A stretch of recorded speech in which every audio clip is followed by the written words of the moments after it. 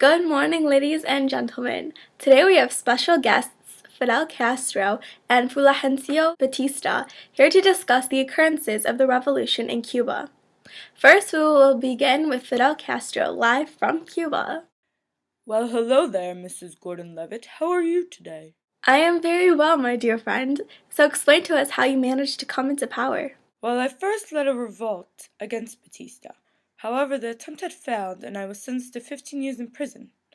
At my trial, I gave a speech about how the people would not support a dictator in Cuba for much longer. Yes, I heard about this. And the speech you gave caused public immigration to view you as a martyr.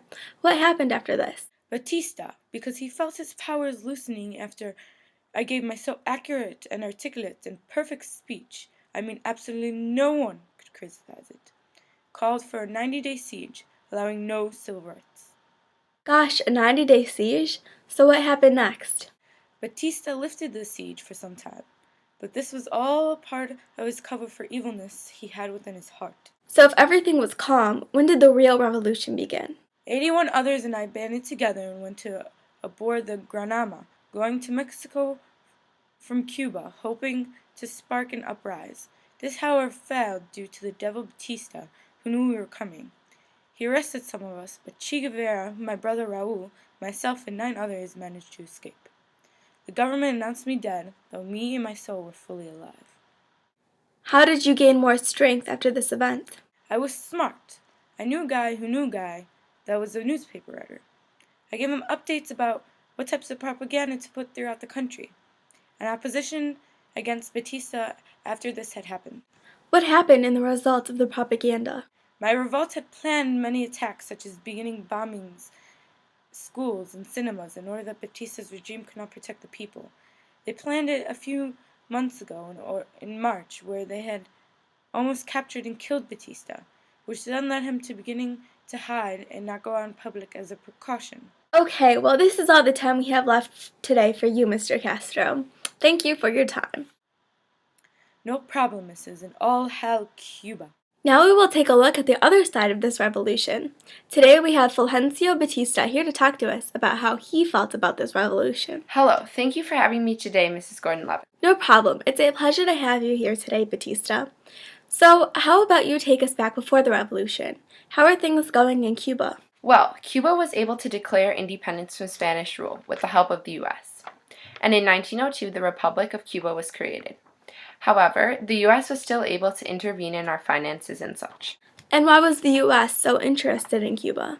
Our sugar, of course.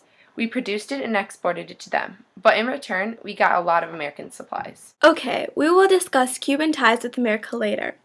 So, explain your rule in Cuba.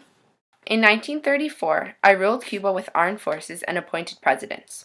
In 1940 to 1944, I was president of Cuba. After that, democracy was Cuba's form of government, until 1952, when I returned and overthrew the existing president and ruled as a great dictator. Everyone was so happy. That's not what I have heard, Mr. Batista. I heard many opposed you during your rule. Some did, but it was because we were so tied with the U.S. that we could not develop our own industry. My people suffered from shortages and inflation, so of course some disliked me.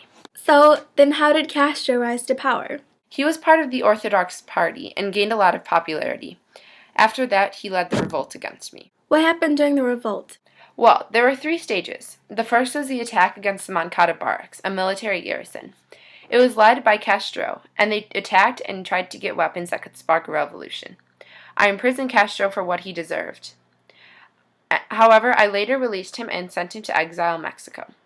Little did I know he was still evil and was planning another attack. Yes, Castro has told us about the landing at Granma. Yes, my army made sure that only 12 survived. So what happened after this? After this, people tried to kill me, but failed. Castro got support from the peasants by treating them better than I have, and there were a lot of peasants. And finally, in Havana, rebellions got worse, so I fled on New Year's Day in 1958 to protect myself. Castro came in and established a provisional government. How was Cuba after this? Well, when Castro seized U.S. property in Cuba, they cut off all ties and support. After this, they had no economic support, so they turned to the Soviet Union for economic and military help. So how do you feel about Castro? Of course I hate him, but I have to give him credit. He was smart to get support from the peasants. I wish I had thought of that before. Maybe then Castro wouldn't have ruined our country by taking over. Okay, this is all the time we have for you today, Mr. Batista. Thank you so much for joining us. Join us next time where we talk about our survivors of the Granma attack.